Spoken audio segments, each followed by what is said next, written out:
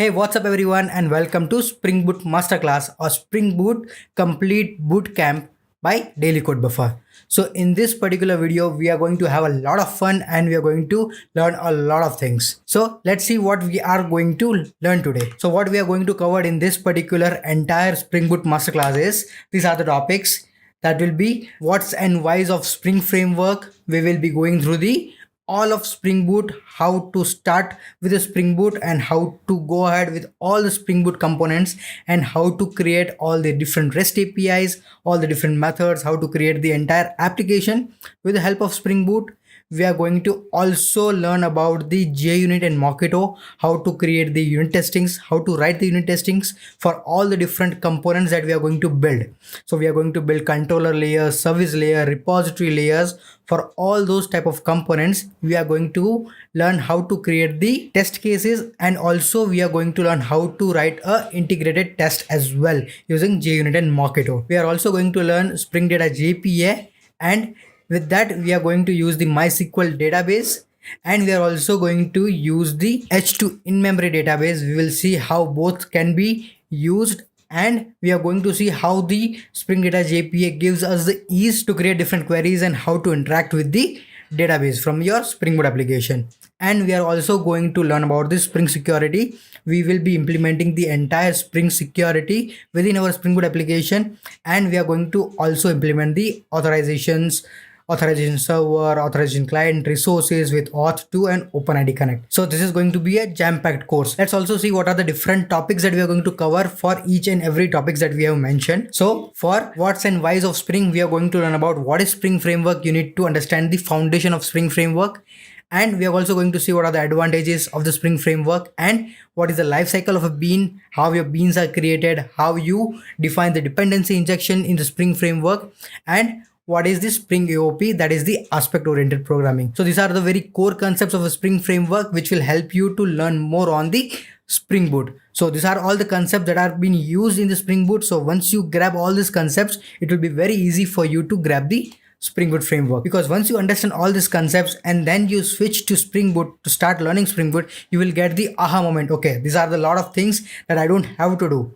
Okay, because these are already done by the auto configuration of Spring Boot. So you will be able to understand a lot of things in detail. Now within the Spring Boot module, what we are going to learn is what is Spring Boot, why Spring Boot came into existence, what are the advantages it gives to a developer, how developer friendly the Spring Boot framework is, and we are going to see how to build our REST APIs using Spring Boot framework. So we will be creating all the different APIs to create the data, update the data, to get the data, to get all the data. Seems like a complete CRUD application where these are the general operations you will do in your day-to-day work. So we will be seeing all those things in detail, and we are going to write the unit test cases for each and everything that we develop. So we are going to write a unit test case using JUnit and Mockito for our controller layer, for our service layer, for our repository layer, everything. And we are also going to write the integration test as well to test out each and every component together. So in the Spring Data module, we are going to learn about the JPA, that is the Java Persistence API, and we are going to learn about how Spring Data JPA uses that JPA and how it uses the Hibernate and give us the lot of different functionalities to directly interact with the database. So there are a lot of features that are directly built into the API which we can directly use, and if you want to enhance, we can also enhance all those APIs. We can write our own custom queries and everything. So that's when we are going to also learn about the Hibernate as well.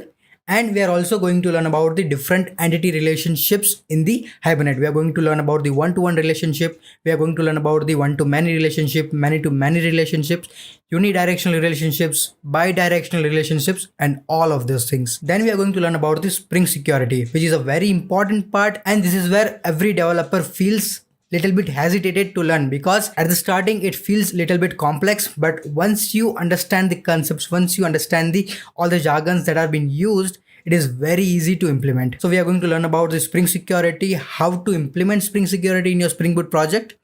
And we are also going to learn about the Auth 2.0 and OpenID Connect. What is Auth 2.0 and how we can implement that in our project. And we are going to see a complete flow in which we will include registering a user with a verification code, resend a verification code, forgot password, reset password, and a complete login flow with the help of Auth 2.0. And This will all be implemented using a token-based authentication, which will allow us to create the different resource servers. These are the concepts available in your Auth 2.0. So we'll be creating resource servers, we'll be creating clients, we will be creating authorization servers. So all this will connect together and you can create your application. So these are the things that we are going to learn in our entire Spring Boot masterclass. Now to get the most out of this course, these are the prerequisites that you should know. That is the Java. You should be familiar with the Java programming because we'll be coding everything in Java. I will be teaching you each and everything about the Spring and Spring Boot, but the basic syntax of Java, how to create a Java program, all you should know. These are the basic things. And if you know the basics of Servlet, that's the advantage. But we will be going through each and everything in this tutorial. And the main important thing, you should be having the enthusiasm to learn all these things because this is going to be a very long masterclass. You should be going through each and every topics in detail. And while we are doing the coding, you should also practice alongside. It should not be like you just go through the tutorial and you don't practice it. You have to practice it and then only you will be able to understand each and every concepts. Then what are the software requirements? So you should be having Java installed. I'll be using Java 11 in the entire course. So if you use that, it will be very easy for you to follow, but you can use any Java version. Make sure that you are using Java compatible with your IDE that you are using. I'll be using the IntelliJ IDEA ID. You can use IntelliJ IDEA if you want. That's a community edition which is free of cost that you can use for learning purposes. There is Eclipse as well, Spring Tool Suite as well. You can use anything. You can use VS Code as well, and you can install all the different plugins available to support the Java project. And I'll be using Maven 3 Plus. So Maven 3 Plus you can install and you can configure in your variables. And I'll be using the MySQL database. So you can install MySQL Server and Workbench. So I'll be showing you all those things. So you can install directly, go to Google and you can install all those stuffs and it will be easy for you to follow. And by any means you're not able to install it, then you can let me know in the comment section below, or you can use the H2 in memory database as well. I'll be showing you all those things in the tutorial. So that's all about the course. And if you have any queries, any issues, then you can reach me out to my Twitter handle or Instagram. These are the handles. You can reach me out at Daily Code Buffer on Twitter and Daily Code Buffer on Instagram. You can follow me there. I'll be posting a lot of contents there and you can DM me as well. I'll try to help you out. I will try to answer your questions. If not, there is a comment section always. If you have any queries, comment it down and I will try to help you out as soon as possible. So that's it. Grab a cup of your coffee and let's start our masterclass. If you're new around here, welcome to Daily Code Buffer and this is Shabir. I will try to teach you whatever I know and whatever I have learned using this all tutorials. Now first let's see why frameworks first of all, right? So if you're working with any of the programming languages, or in this particular video, let's take the example of Java. Java gives us a lot of features and advantages to build the application. But when we are trying to build the enterprise applications, when you are trying to build the business applications, right, at the time we have to concentrate more on the business logics. At that time we don't have to work around, or we don't want to work with the basic boilerplate codes or the basic necessities or basic cross-cutting concerns, we can say, right? So we'll be doing many things like security, like logging, like configurations, like batch processing, scheduling, many things, right? So these all things directly doing with Java without any frameworks, it will take a lot of time. So frameworks comes into picture at that time. Like frameworks are the way that will provide a lot of basic structure, basic functionalities that we can work upon, and we can mainly concentrate on our business implementation. So Spring is not the first framework. There are a lot of frameworks available for Java, but why Spring is more popular, that we can understand using the advantages of the Spring framework. So Spring is just the another framework like other frameworks available for Java or the other frameworks available for the other programming languages. It gives us a lot of features so we can work upon. It gives us like logging, security, it gives us dependency injections, it gives us scheduling, batch processing, and a lot of things. There are a lot of modules available within the Spring framework. It's a suite of framework, right? It's also called as framework of frameworks. We'll get to that part later, why it's called frameworks of frameworks. But Spring started as a small project and now it's really huge. So let's see the different features of Spring framework first. So the first thing Spring allows us is to inversion of control. What is inversion of control? Inversion of control is nothing but to give the control to the framework itself. You don't have to take the control yourself. You don't have to create every objects or whatever you want to do in your application by yourself, because consider there are thousands of classes that you have created, and for each and every time you are creating the objects and you are destroying the objects for the garbage collection, it's a tedious job. We have to work on the business logic. What we are doing is we are giving the control to the framework itself. Okay, so that is responsible for doing everything. To do that, Spring allows the dependency injection. So we need to understand what is dependency injection. That will cover in detail later on. In a nutshell, dependency injection is nothing but to give the dependencies of different classes into the different classes. Suppose one class needs the object of the other class, then we will give the control to Spring to add those particular dependencies. We won't be adding those dependencies. We will see later how we can do that as well. The other thing Spring provides us is the aspect oriented programming, that is Spring AOP. Now, what is aspect oriented programming? Aspect oriented programming is nothing but to tackle down the cross-cutting concerns, because when you are building the application, there are a lot of things that we might do repeatedly, like logging the user data, whatever the logs we generate, right? Doing logging in, doing securities. So this type of things that we have to do for each and every request that's coming from the server. So to do those things every time, it's a tedious job. So what we do is we separate out all those cross-cutting concerns and we separate out using the Spring AOP, and we define like whenever this particular things are called or whatever the particular methods are invoked, we have to invoke these particular methods or we have to do this particular operations that we will define or that we can define in the Spring AOP. So that's the Spring AOP part that Spring provides us. The other thing that it provides us the ability to create the web application. So there is a Spring project called Spring MVC that allows us to create the web applications. The other thing is, if you want to work with a database, right? So ideally, if you are directly working with Java, you would be working with a JDBC, and we know that working with JDBC is a really tough thing, right? So Spring provides us the Spring data libraries so that we can connect to the database. So for all the different database that you want to use, for all those things, there are Spring Data projects available. Either you want to use with the MySQL, either you want to use with the Oracle or NoSQL databases, anything. For all those things, there is a project from the Spring framework that you can use to connect to your database, and it would be very easy for you to implement those things. And it also allows us to implement other libraries and other frameworks very easily. Suppose if you want to work with the Hibernate for your database connection or for your ORM, then it allows us very easily to implement Hibernate within the Spring framework. So that's why, because of the ease of implementing other libraries and other frameworks in this Spring framework, it is also known as the frameworks of framework. So by all these particular features, we can understand that Spring Boot is a layer on top of the Java to build our applications. Now, as Spring Boot adds a layer on Java for the developers to make the application very fast, reliably, and with a peace of mind, do the same thing with your identity on internet using VPN. With more than 5,200 servers, amazing speed and one-click connect, NordVPN gives us a lot of features and security. As a techie, we know that how much important it is to secure our data and identity. With NordVPN's diskless servers and end-to-end encryption, everything is secure, which routes through the NordVPN servers, so no one will know your IP address. And if you want, you can route through 2 VPN servers to double down on your security and protection. And it also enables all the content on Netflix and Amazon Prime. You just change the server to that particular location and all the contents and your favorite shows will be available to whichever server you have connected to. So I use NordVPN on all my devices. So if you are interested, go to this link or use coupon code DCB to get a 2-year plan plus a huge bonus gift. Check the first link in the description below. Now, to understand more on the dependency injection, let's go to the computer, open IntelliJ IDEA, and I'll show you some code so we can understand more on the dependency injection. So let me just open IntelliJ IDEA. So I'll just create a new project over here and we will use the Spring Framework dependency in it. So let me just create the new project, and you can create Spring project either using Maven or using Gradle. Both are the excellent build tools. So either one, whichever you are comfortable, you can use. I'm more comfortable with the Maven, so I'll go ahead with the Maven.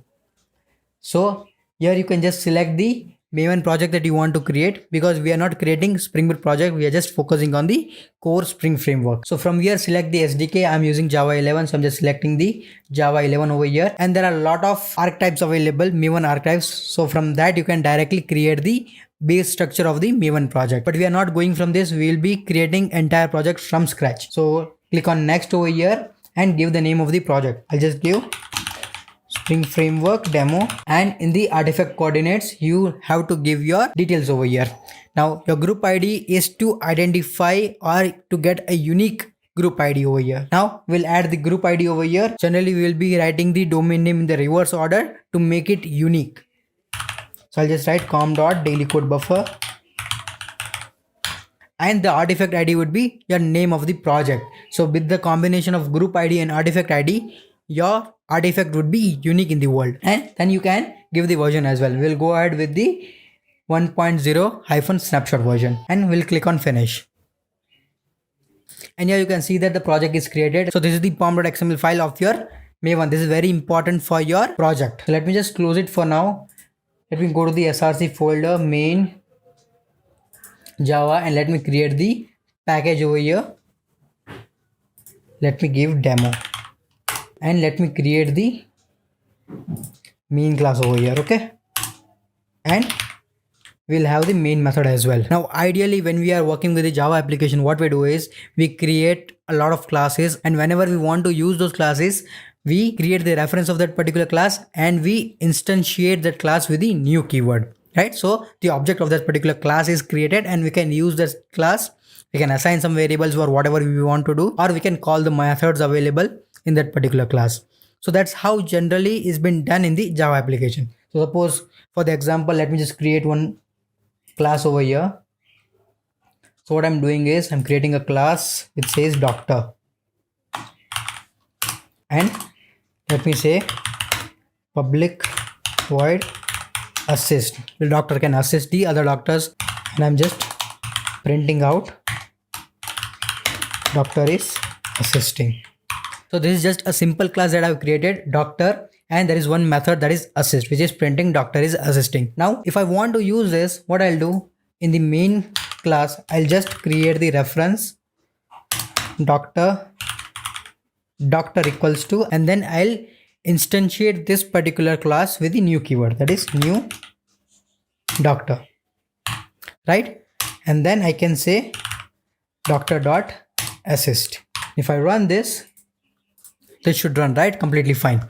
Now what if I want to create a new doctor again, or what if there are new objects that are to be added to this particular class, right? Because currently if you see there is only one doctor. If you go to this particular doctor class, suppose there are different classes created and the objects of those particular classes are required over here, right? Suppose doctor have qualifications, right? So suppose if you're creating the class qualification and you want to use that particular qualification in this doctor class, what you will do, you will just create a qualification reference to it, and whenever you want to create the object for it, either in the getter setters or in the constructor, you will instantiate this particular object using the new keyword. So that thing is bound to this doctor class, right? Because whenever you want a doctor class, you have to have the qualification class. So you can see that those two class, doctor and qualifications, are tightly coupled, right? Because whenever you need a doctor, you need to have a qualification. Without that particular qualification, you cannot create the doctor,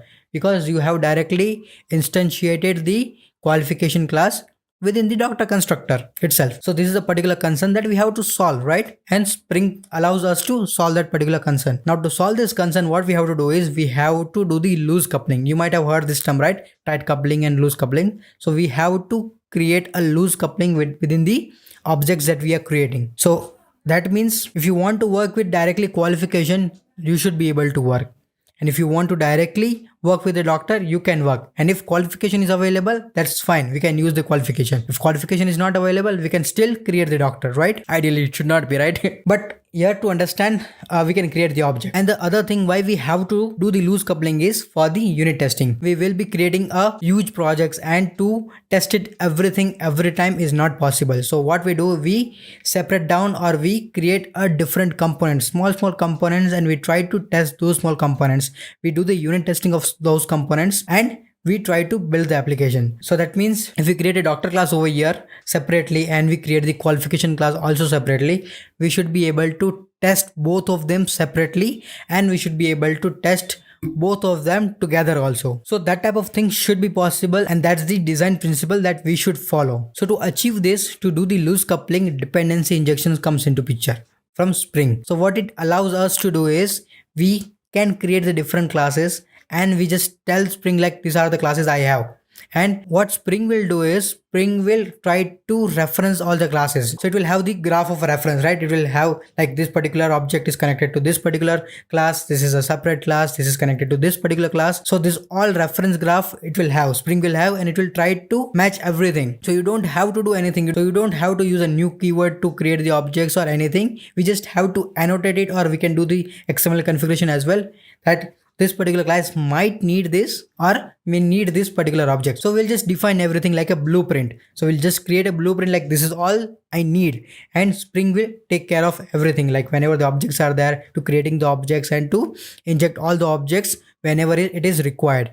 So everything Spring will take care of. So that is, we are giving the control to the Spring. So that is the inversion of control, and dependency injection is the process that we are doing. So let's understand how to do this dependency injection. There are different ways that we can do dependency injection: constructor based, setter based, and we can do via XML configuration as well, and then we can do via annotation based as well, and we can do via Java configuration as well. So we'll see how we can do via XML configuration, how we can do via annotation based configuration, and how we can do via Java configuration. So let's see how we can do this. So I'll just remove this for now because I don't need this, and let me go to the main class, and I don't need let it keep this way, right? So now to work with the Spring, we need to add the dependency. So to add the dependency, what we have to do is we have to go to the pom.xml file, and here we have to define the dependencies. What all the dependencies that we need, we can define here, and we can add the dependencies. So what I'll do, I will go here and I will add the dependencies. Okay, inside dependencies, I need to add the dependency.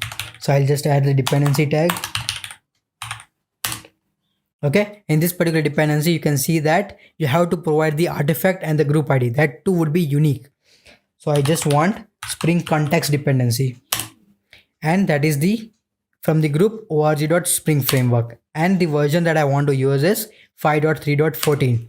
Okay, currently Spring Framework 5 is the latest one, and within few months Spring Framework 6 also will get released, but the base will remain the same, right? This tutorial will be applicable at that particular time as well. And once you add this, you can just refresh the Maven dependencies, and Maven will try to get all the dependencies in your local repository. There will be a central repository as well for Maven, and it will try to fetch all the jar files whichever we have defined over here, and it will create the local repositories so it can give you the content from there directly. So this one dependency is created now. Now if I go to this particular main class, so now we need to understand, okay, Spring will create all these particular beans, right? But where? From where to get all these things, right? So what Spring does is, whenever you start the application, Spring will load all the beans and it will store all the beans in the container, right? So we can get all the beans from the container itself. So there are two interfaces available, that is Bean Factory and application context.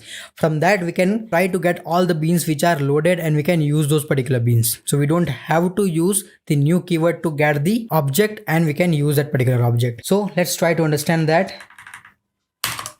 Now what's the difference between Bean Factory and application context? Application context extends Bean Factory, so there are a lot more features within the application context. Now if you want to know the exact differences, you can go to the documentation and you can go through everything, but here we will be using the application context for now. For that I will link the article in the description below. So let me just create the object of application context, and here you can see that it is part of the org.springframework.context package. Okay, and I'll create the context object equals to new, and here you can see that there are a lot of different ways that we can get the Spring context, but here we have to go with the XML based configuration because we will try to use the XML based configuration. So here there is a class called class path XML application context, so we will be using this one, and as we are using class path XML application context, we need to create the XML configuration for it. So let's create the XML for it. So, and that particular XML has to be in the class path. So whatever it would be in the resources folder, it will be in the class path because everything is in the main, right? So let me just create the XML file, and I'll just say it's spring.xml.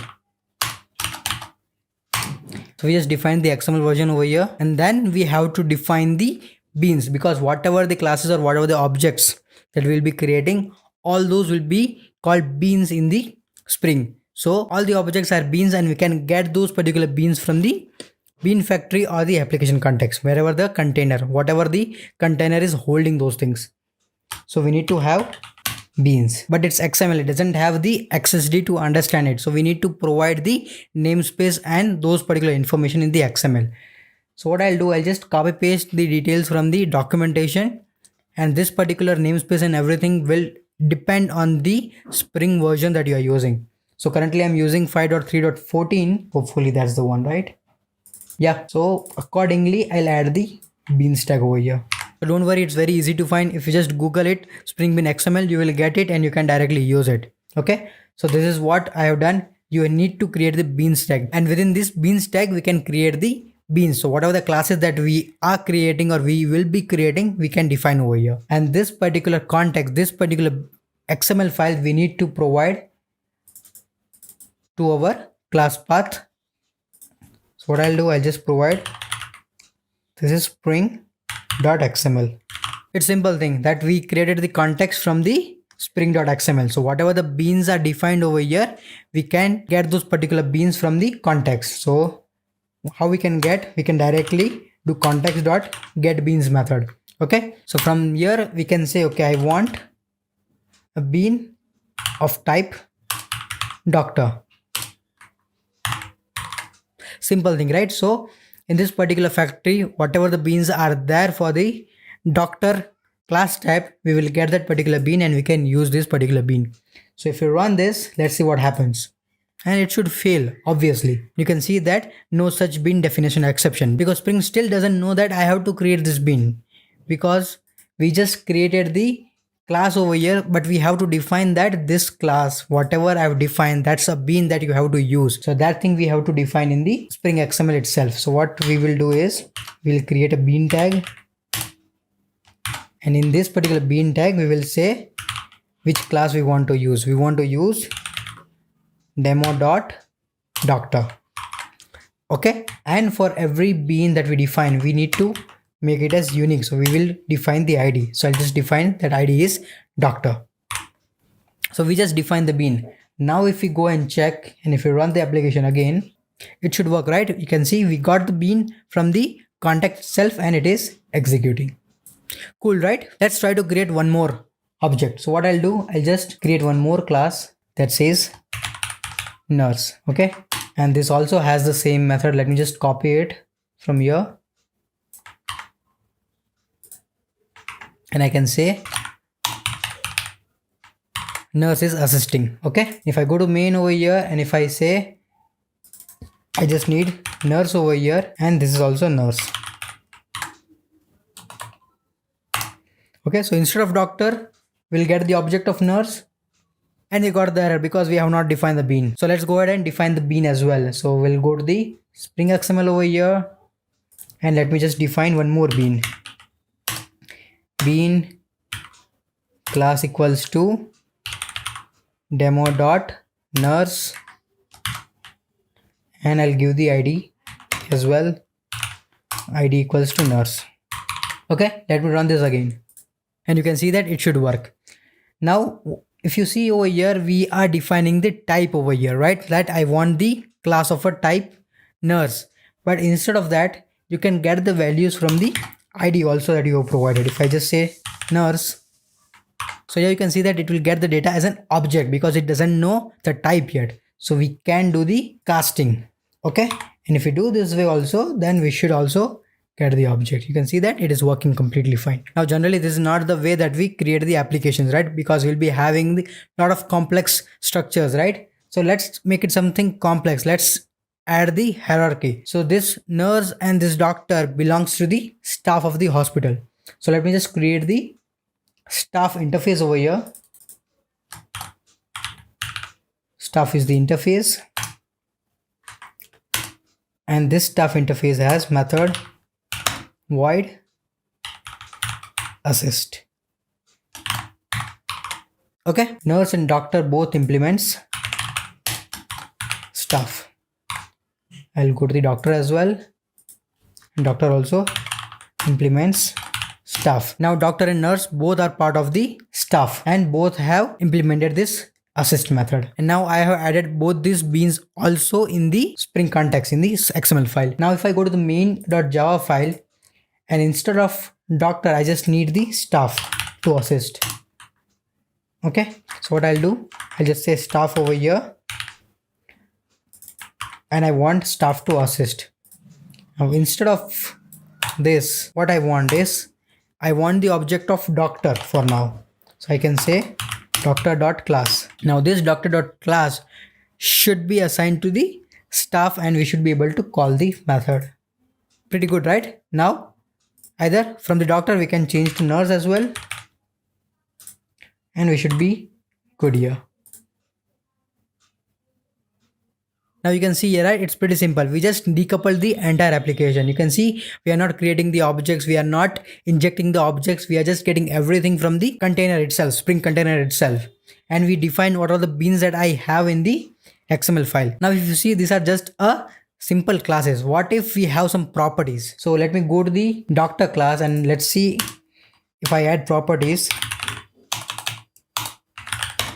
Private string qualification. And for basic Java class, if there is any properties that we are defining, we'll be having the getters and setters. So let me create the getters and setters for this. Okay, these are the getters and setters created. Now what will happen over here is Spring will try to create the object that is doctor, right? So it will create the object, but it doesn't know that it has a property qualification, right? Or what value to add to the qualification, right? It will try to add the default value that is null. So if you want to do that, we can inject those particular values of the properties from the XML file itself. So if you go over here and if you see, if I want to add some of the properties, that's the setter injection that we are doing. And if I want to add the properties, I can add using the properties tag over here. And you can see that the property is qualification and the value that I want to give is suppose MBBS. Okay. So this is the value of the property that I have provided to the doctor class. So if we go to this particular class and if I let me just change to doctor for now. Okay. And I also need to change to doctor. And if I do s out staff.get qualification, I should get the qualification. You can see that I got the qualification that is MBBS. So the value MBBS was injected via setters from the XML itself. Now suppose what if you want to inject the entire object itself, right? So suppose just for simplicity I'm doing over here. Suppose if you want to add the object of nurse over here, okay? So private nurse. This should not happen, but just for simplicity to understand, I'm just showing you over here that suppose if you need the object of nurse or whatever over here, what you will do over here is you just define over here nurse, okay? And if you want to inject the value of nurse, so you will go to the spring.xml file. You have already defined the bean. You have to define the bean, right? Then only Spring will understand it. So the bean you have defined over here, and here if you are doing with a constructor argument, you can go ahead with the constructor args tag over here. But here we are just adding the properties. We can add properties and it doesn't have the value because we need to add the getter setters over here. So let me just add the getter setters. So now you can see we are getting the nurse over here. So now you can see that in the first one we added the static values because we had a value defined. So we just use the values attribute over here. Here we need to use the ref attribute. So we have to reference the nurse object that we have created over here. So the entire object from here will be injected to this particular doctor class over here, doctor object over here, right? So here you can see that we are just defining the definition like this is what I want.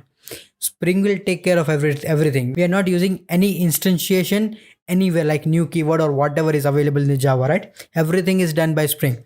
So that's the beauty of Spring framework. So let me just remove it because I don't want it. I just added here to show you that we can use this way as well.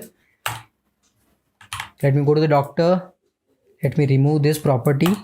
If I go back to the Spring XML, if I remove this as well, and if I want to use the constructor based, then I can use using the constructor arguments. And I can give value equals to MBBS. So it will add to the first property. Okay, I need to remove this. Let me just remove this. Go to the main and run this again. We wanted the error and we got it because you can see Spring could not resolve the matching constructor. So yeah, you can see that we have defined like this particular bean of doctor will have a constructor that's have one argument, but we have not created the constructor. So we need to create a constructor. So if you go to the doctor and if we create the constructor, if I say constructor with qualification. This is the constructor created. Now if I go to the main, if I run this, you can see that I should get the value that is MBBS. So this was injected using the constructor injection. The earlier which we saw using the properties was the stator injection. This was using the constructor injection. So these are the two ways that we can use to inject the values to our beans. Now let's try to do with the annotation based configuration. This was the XML based configuration that we did. There is also another way that we can implement this using the annotations. Within the recent Spring frameworks, you will see everywhere that annotations would be used. Now to use the annotation based configuration, what I'll do, I will just comment this beans out because I'll add the annotations for it.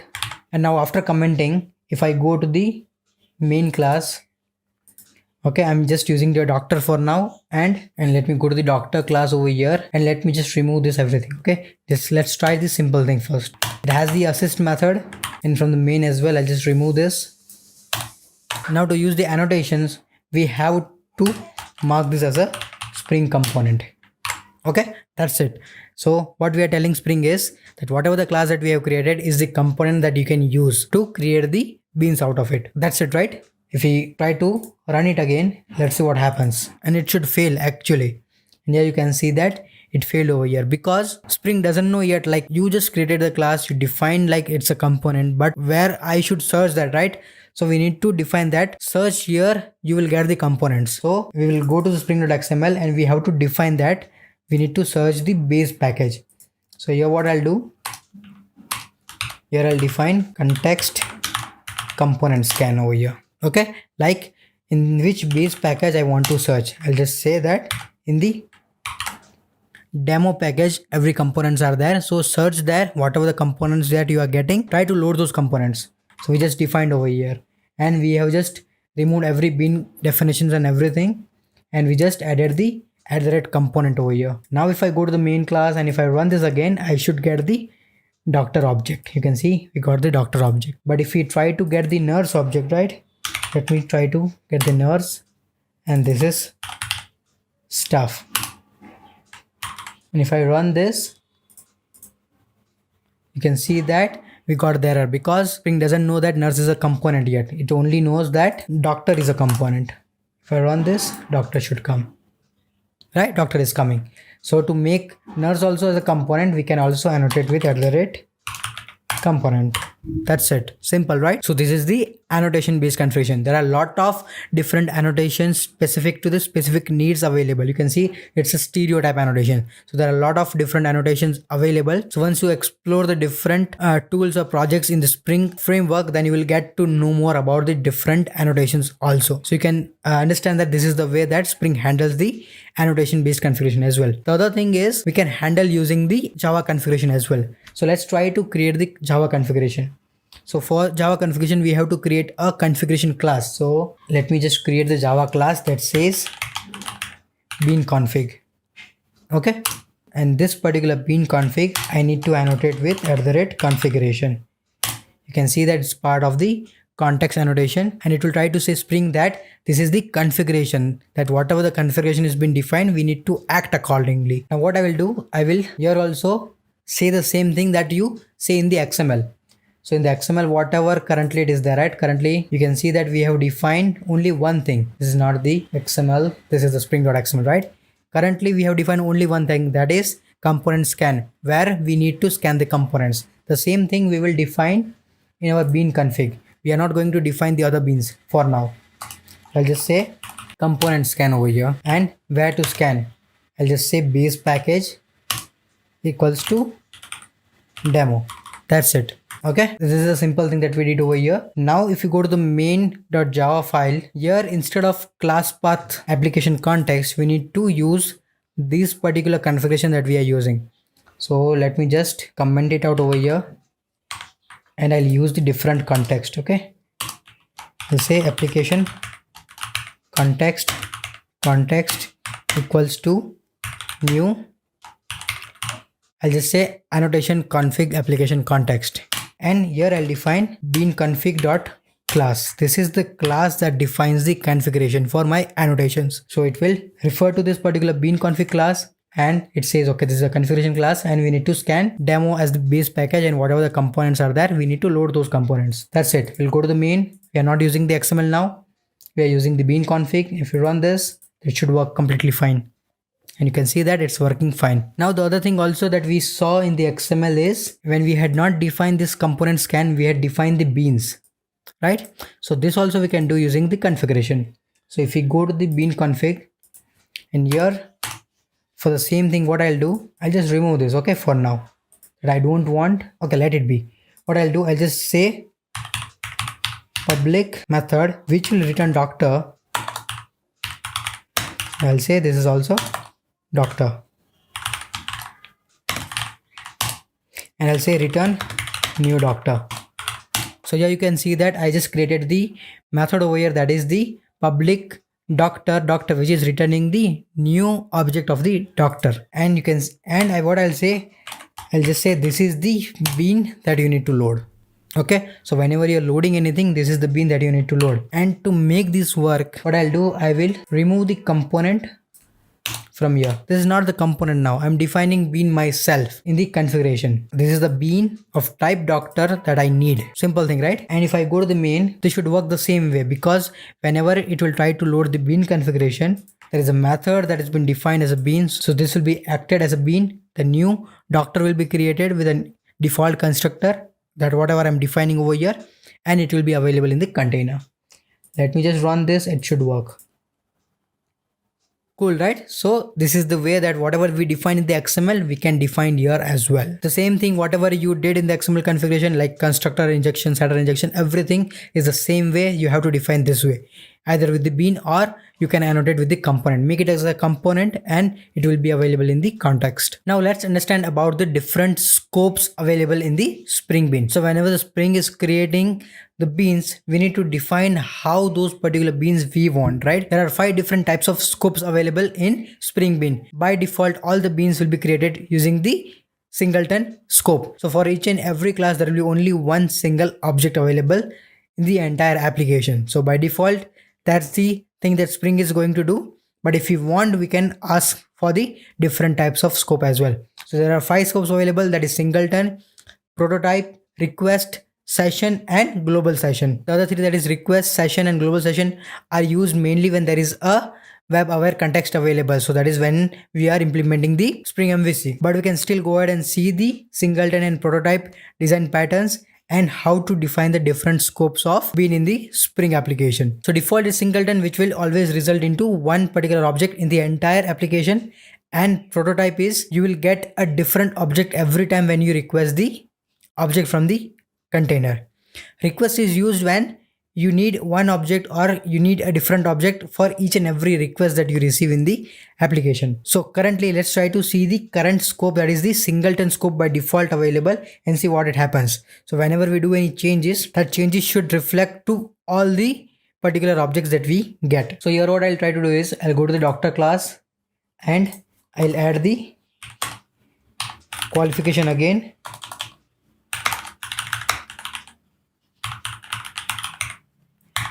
And I'll add the get status for it. Okay, and I'll also generate the toString method. Okay, this is the 2 things that I have done over here, that I have added the qualification property, added the get status for it, and I have overridden the toString method over here. And if I go to the main class over here, and let me just say I need a doctor. Okay, let me convert this to doctor and doctor.assist. Okay, that's fine. Now what I'll do, I'll just try to do sout doctor. Okay, and let me run the application. Currently you can see that I'm getting doctor is assisting and I'm getting doctor qualification is null. But before that, let me just set the doctor.set qualification to MBBS.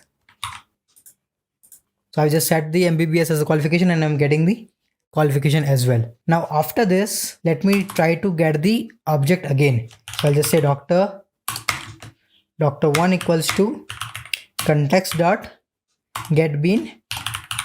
I need doctor.class, and I'll do system.out.println doctor1. Simple thing, right? I just took the object doctor over here and then I added the qualification, and after that I'm getting the doctor again from the container. And if I run this again,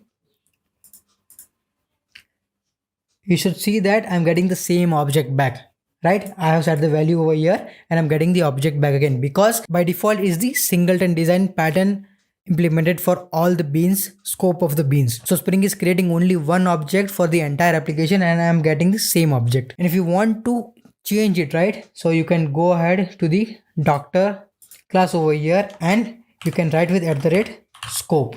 Okay, you can define the scope over here and you can see that there is a scope name available, and if you define singleton, then this will be your default scope, that will be singleton. And if you want to change the scope, suppose I want to change the scope of this particular bean to prototype, then I can go ahead and change to prototype. When I change this to prototype, for every time when I try to get the object from the container, I'll get a new object.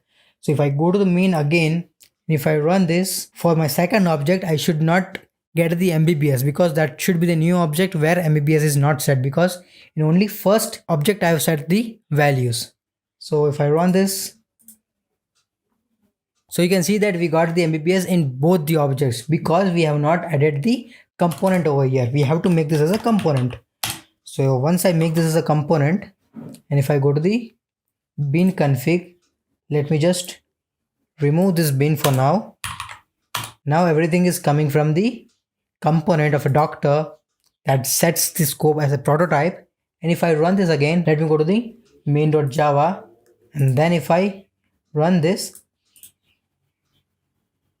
I should get MBBS for the first and null for the second. So that means based on the scope that we defined, Spring will create the objects and it will return the objects accordingly from the container. So now we understood how to create the beans, how to define the different scopes. We need to understand the life cycle of a bean as well, and what are the ways that Spring gives us to do any modification in that particular life cycle. So in the Spring life cycle, there are 7 different steps. The first thing is the definition of a bean, that you will define that these are the beans that we need to create, and after that Spring will try to instantiate those beans. So that's the bean creation or the instantiation process, that particular step in the life cycle. After that, it will try to populate the properties. So whatever the ID that you have provided, what are the different scopes that you have provided, or the default values or whatever that you have provided for that particular bean, Spring will try to add those particular or set those particular values. So the next step is the post initialization step. In this step, whatever the aware interfaces that you have implemented, those particular interfaces will be executed, like whatever the custom execution that you want to do in the bean lifecycle, that particular will be executed. So after that, bean would be ready to serve. All the dependencies and everything would be injected and the bean would be ready and would be available in the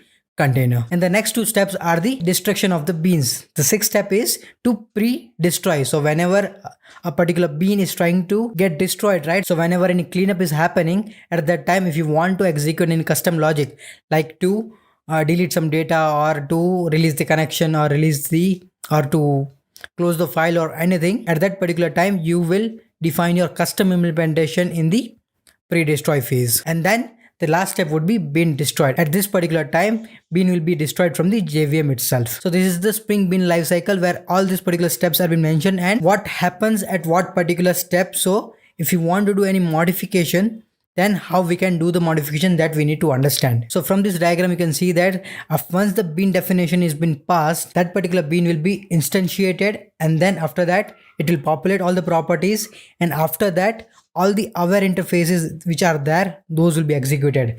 There are different aware interfaces. So the bean name aware would be executed first, then it would be bean factory aware, then application context aware, then pre-initialization bean post processor process will happen, and then initializing beans after property set will be executed. And after that, if there is any custom methods, then those particular custom methods will be executed. And after that, post initialization process will happen, and at that particular time, bean will be ready to use. And when the container shuts down, disposable beans destroy method will be executed, and then any custom method is there and custom destroy method that will be executed, and then the bean will be cleared from the JVM. Now why we need to implement custom methods in the bean lifecycle? Suppose assigning a default values, right? So whenever you want to create any bean, if you want to give some default values like file path or anything, at that time we can use this particular custom methods to inject those values. If you want to open or close the files, or if you want to open a DB connection and close the DB connection when the object is created and destroyed, so at that particular lifecycle points we can create the custom methods and we can create the connection and we can destroy the connection. And if you want to start the threads or destroy the threads at the time of construction and destruction of the beans, for those purpose also we can use this particular custom methods in the bean lifecycle. So these are just the different examples that I have given you. At this particular places, this bean lifecycle can be very handy. So let's see in the code how we can do this. So the first thing we'll do is we will implement one aware interface. Okay. So in the doctor class, what I'll do, I will try to let me use bean name aware. Okay. And for this, I need to implement the method. So let's go ahead and implement the set bean name method. And this is the method. Okay. So what I'll do, I'll just do a out over here. And I'll just say set bean name method is called. Okay, simple thing. Let's go ahead and run this. Let's just comment this out. And you can see that before creating the object, set bean name method was called, and after that doctor is assisting, this particular method was called. Okay, so this way we can implement all the different aware interfaces which are available to modify the behavior of the lifecycle. The other thing also we can do is to use the annotations. So suppose once the object is created, right, at that particular time, if you want to call anything, what we will do, we will create one method public void, and we'll say post construct, and I will say out post construct method is called. Okay, and I need to annotate with @post construct, but that particular annotation is available in the JavaX annotation API, so we need to add the dependency for that. So let me just go ahead and add the dependency. Let's say javax dot annotation API, which is part of javax dot annotation, and the version is 1.3.2. Let me just refresh the maven, and if I go to the doctor again, if I do post construct, now that it is available. If I go to the main, if I run this,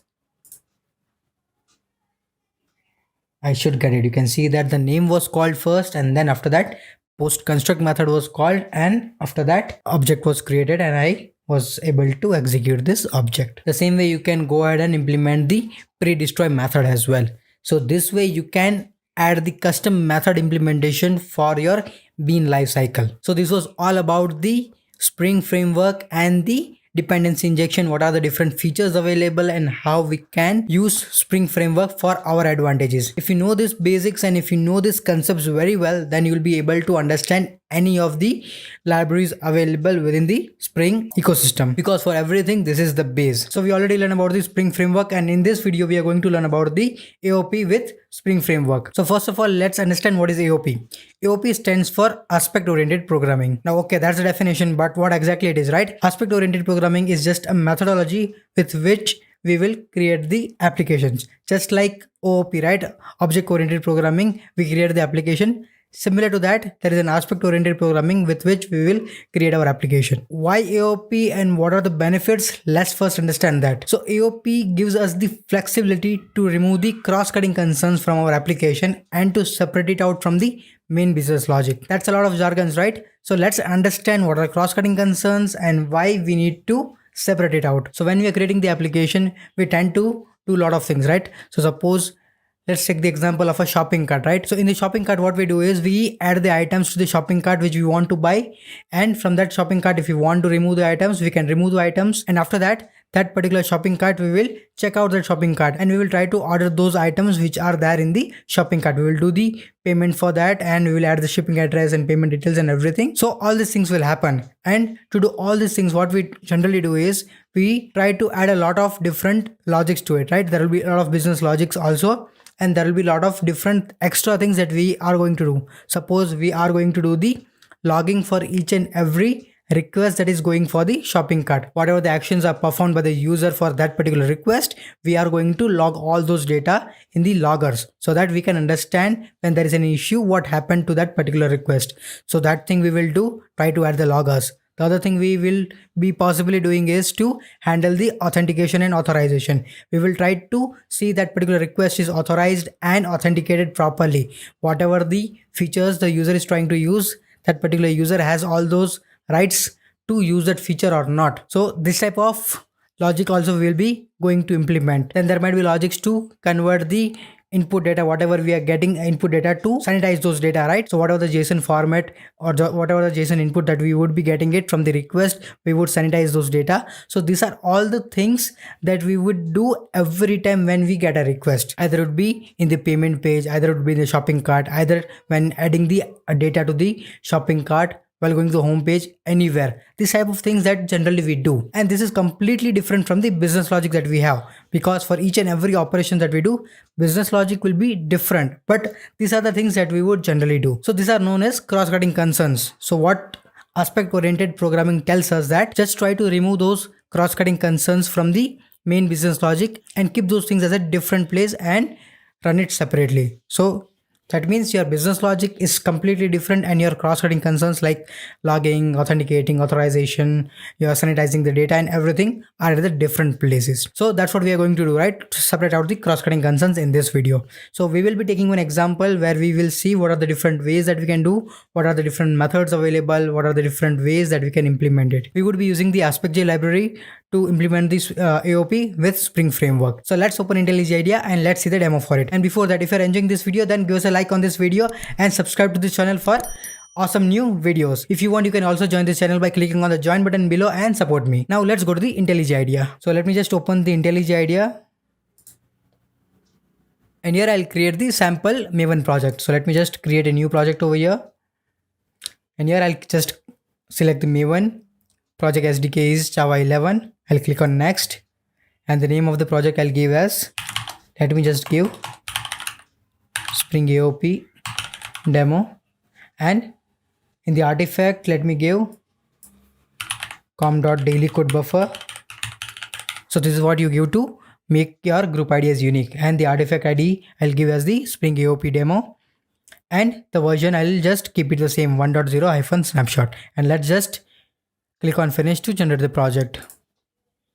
So here in this pom.xml file, we have to add the dependencies for the AspectJ and the dependencies for the Spring context, because we will be using the AspectJ library and the Spring framework to implement this demo.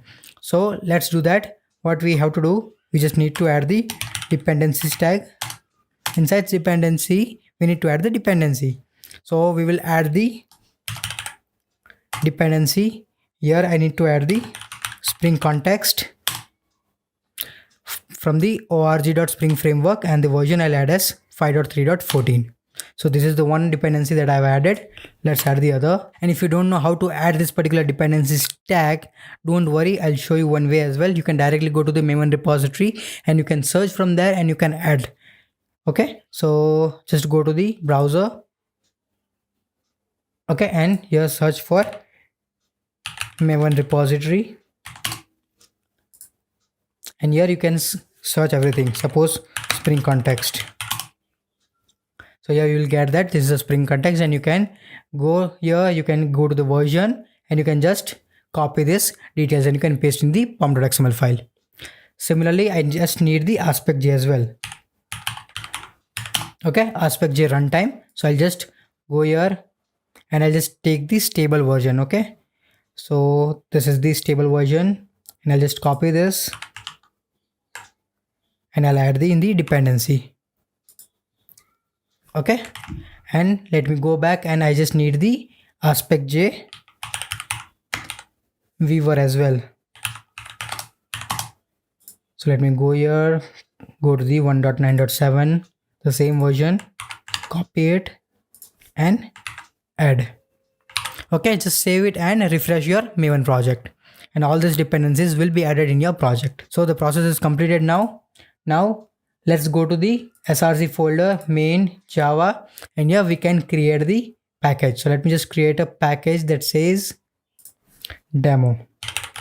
Okay, so let me create the main class over here. I'll just create the java class and says main, and inside this I'll just create the main method. This is simple thing. Okay, now what I'm going to do is I'm going to create one shopping cart class. So let me just create a shopping cart class.